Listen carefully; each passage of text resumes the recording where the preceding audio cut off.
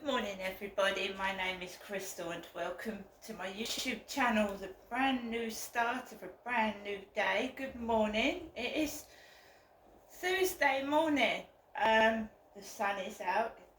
I think it's going to be like yesterday though, where it's going to have like breakthroughs of sun through clouds, we'll see. So good morning everybody. I'm here in Rochester and I'm just getting on with my life. I refuse to get cross and I refuse to get angry and I refuse to be used as free entertainment. I'm not a fucking chained up bear. I'm a human being. So these savages just have to get on with their own day and find something else to occupy their time, won't they? When I went round to my mum's on Tuesday, my mum, because I had visitors on Sunday, right, and my name isn't Dave, my name's Crystal. Funnily enough, my ex-husband's called Dave. There's a load of Daves, isn't there? There's a lot of people called Dave. There's David Beckham. He's got his own brand of aftershave. David Beckham. He's getting on a bit now, David Beckham. Alexa, how old is David Beckham? Good morning, Crystal. David Beckham is 49 years old. He was born on the 2nd of May 1975. See, David Beckham, 49, nearly 50. He's not a young thing anymore, is he, David Beckham? I always remember David Beckham. He was a wonderful footballer, but he didn't have a very good speaking voice. He sounded a bit thick, a bit stupid, David Beckham. Yeah, an attractive bloke. Attractive, but he sounded a bit thick when he used to speak on the TV. I don't know what he speaks like now because I don't follow David Beckham. No, I never really did actually. I was more into pop music and music than football. ABBA, Culture Club, Duran Duran, Spandau Ballet, George Michael, bless him. God rest him, he's in peace now, George Michael. I was always into 80s music. So yeah, not only have I had lookalikes in my life, ranging from Justin Timberlake to Christopher Lee, because I started writing about how I was seeing doubles in my journal, so I thought I saw a Prince William lookalike, a Justin Timberlake lookalike, and we've got a Christopher Lee lookalike down here. He's the spitting image of Christopher Lee, the horror actor. He really is.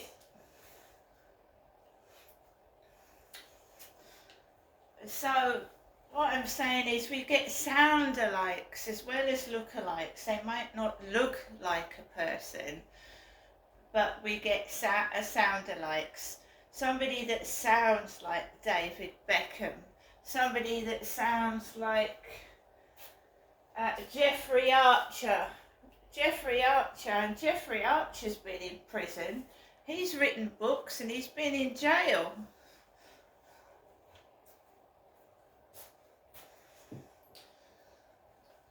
So it doesn't matter what you go through in life. It doesn't mean you can't write a book or you can't do what you want to do. Famous celebrities have been in jail, you know. They've been in prison. They've been up to no good, some of them. Just because somebody is a celebrity, somebody has lots of money, it doesn't mean they don't have a dark and murky past, because a lot of them do have, you know.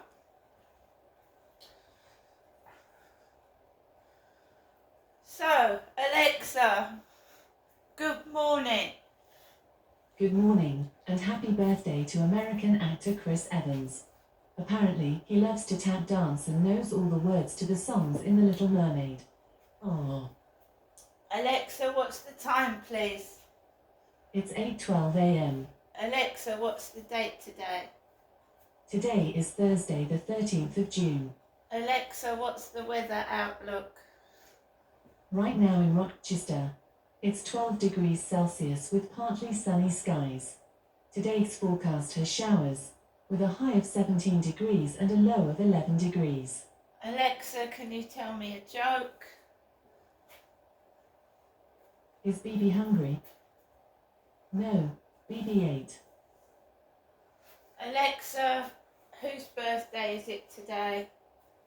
Today's famous birthdays include English actor Aaron Taylor Johnson, American actor Chris Evans, Swedish actor Stellan Skarsgård, Indian politician Piyush Goyal, and American actress Kat Dennings.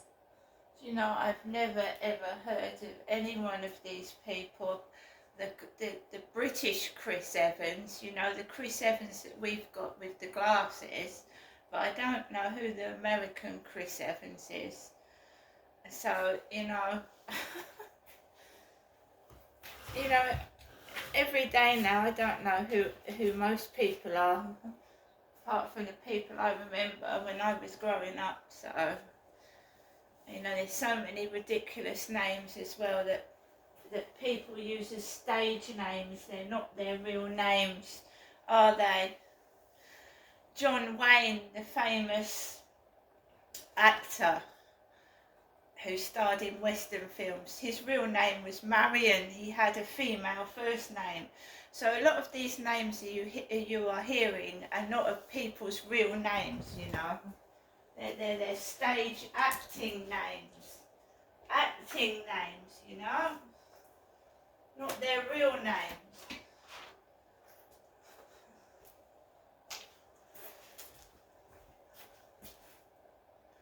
So, today, nothing much planned for today, nothing much planned at all.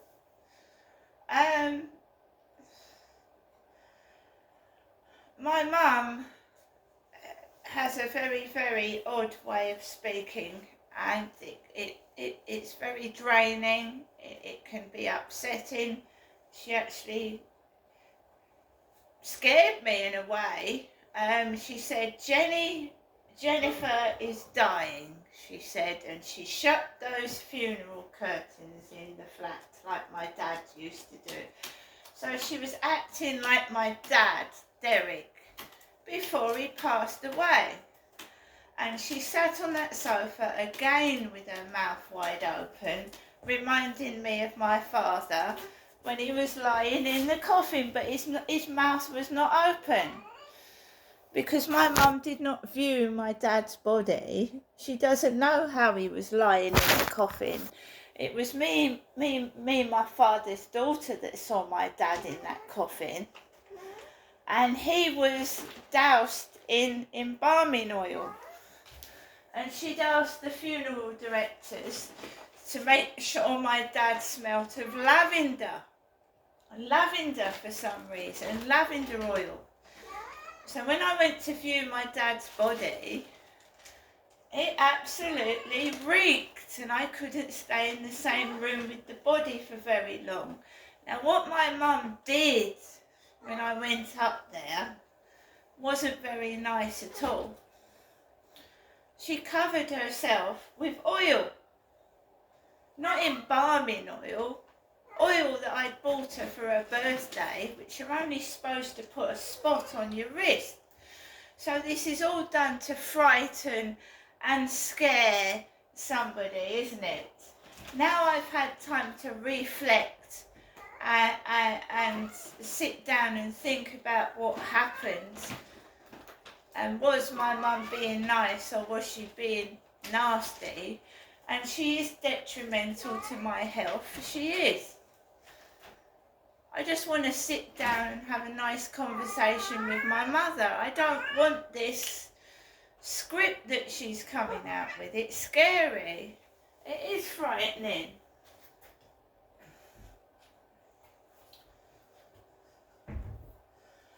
So my mum's ringing the phone. She's ringing the phone again. She's ringing the phone 2-3 times a day, and my phone credit's gone, and I can't top up the phone yet because I do it by my card. And I've got to save every bit of money I've got so that I've got food in my flat and that I've got electricity and gas. So she's acting like my father. That's what she's doing. One of the things my dad used to do was make people feel sorry for himself. He had money in the bank, and he must have had thousands in the bank because it was left to my mother. Apparently it's all gone now, but it was left to my mum.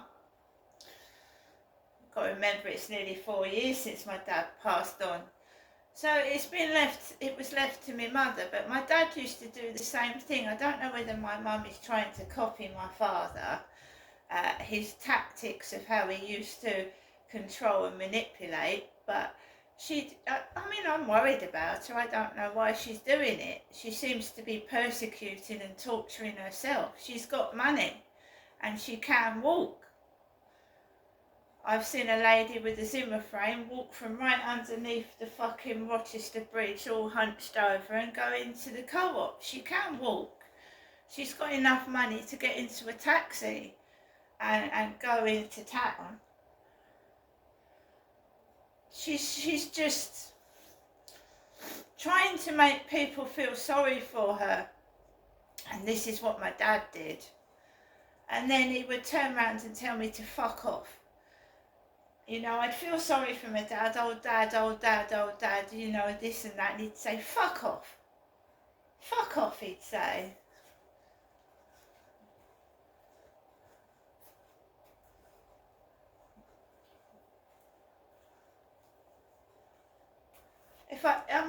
My mum is doing the same thing as my dad. If I bought him something, he wouldn't use it. No. So my mum, I bought her flowers for her birthday. I've bought her perfume. I bought her things. I bought her a lamp, and she's hidden it under the table. She won't use it.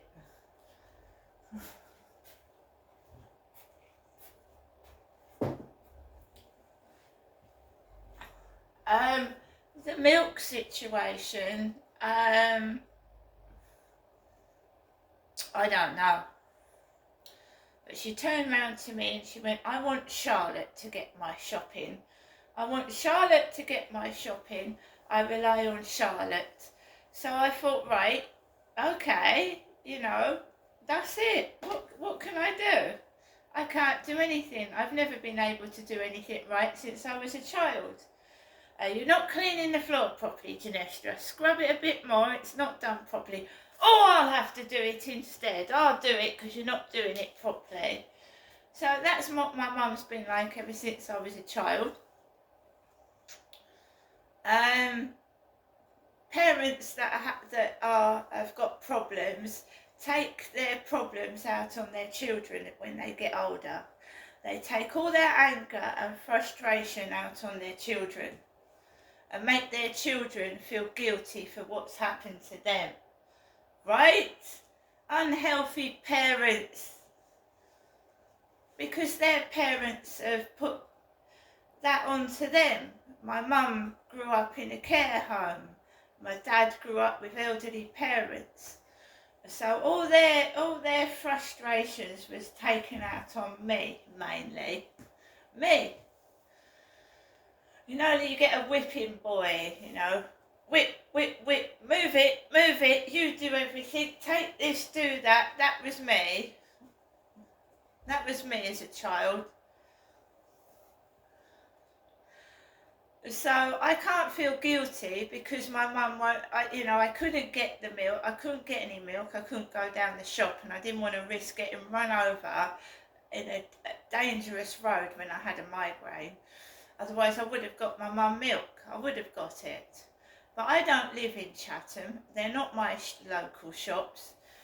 right? So if my mum had said to me Tuesday when I was going up to see her, if she said to me Tuesday, Genestra, can you get me some milk?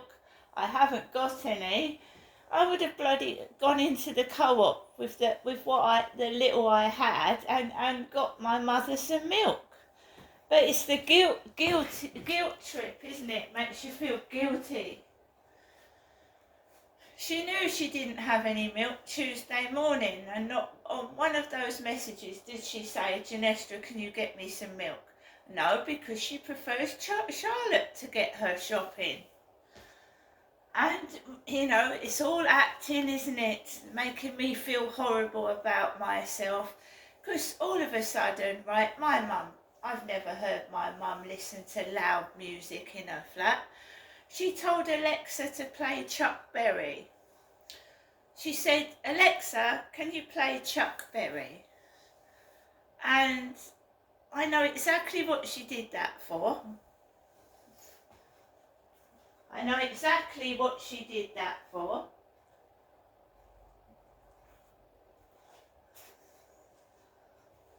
And there was no, I did not get cross when I was round there. I was actually feeling exhausted and very unwell myself. And at one point I thought I was going to fall off the chair onto the floor. The smell of that oil that my mother was wearing was unbearable. And this used to happen to my dad as well. He'd be sat in the corner and my mum would saturate herself with hairspray and perfume and he couldn't breathe. It used to be hairspray. Bear in mind, when someone hasn't got much hair, like my mother has not got, why would you saturate yourself in hairspray? Surely you want to preserve the hair that you've got and not cause the rest of it to come out.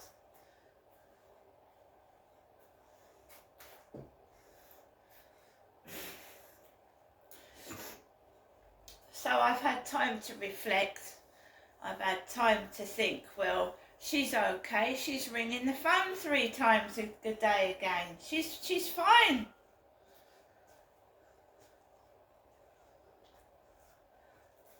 She's absolutely fine. She's ringing the phone again 3 times a day. She's back to ringing the phone again. But she wants Charlotte. Not me. She wants Charlotte to do her shopping.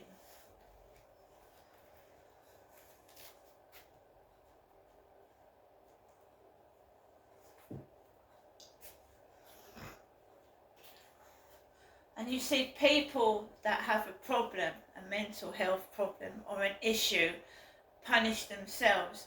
And children do it as well. When they're not getting their own way, they refuse to eat something. They refuse to do something, and they refuse to eat something. Right? This is people that aren't getting their own way. They will act up. But it's what a child does when it can't get its own way. I'm not walking and they sit on the floor and they won't move. I'm not eating that. And they think if they don't eat anything, you'll get them what they want to eat.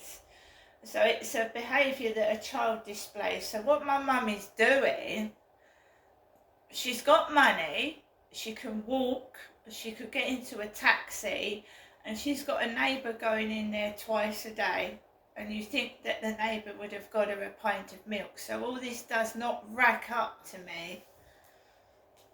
It doesn't add up, if you know what I mean. I don't understand it, and I'm not interfering.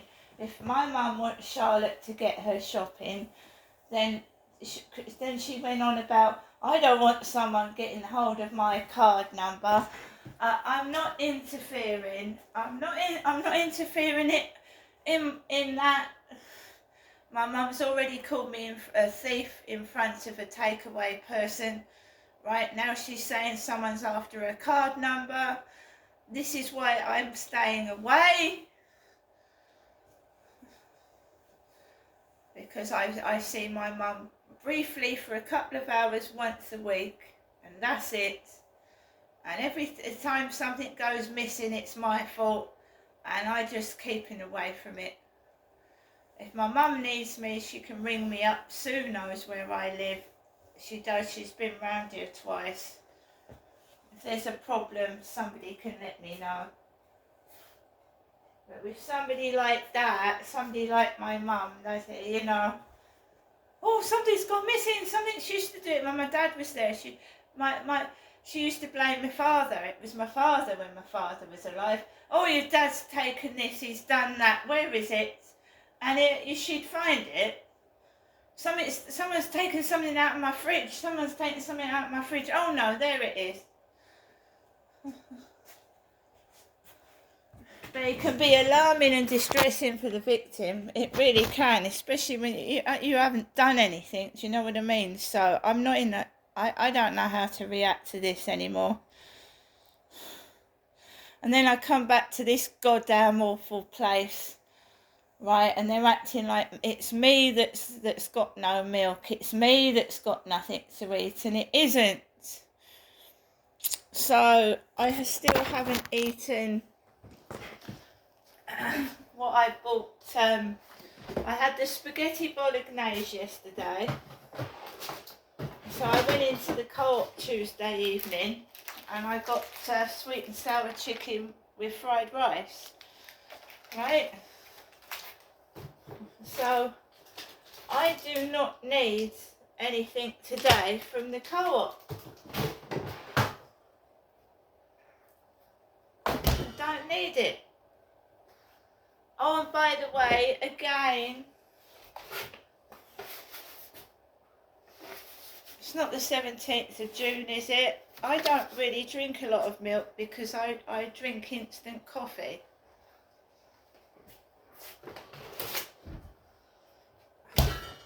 I'm not going up there because I felt seriously ill.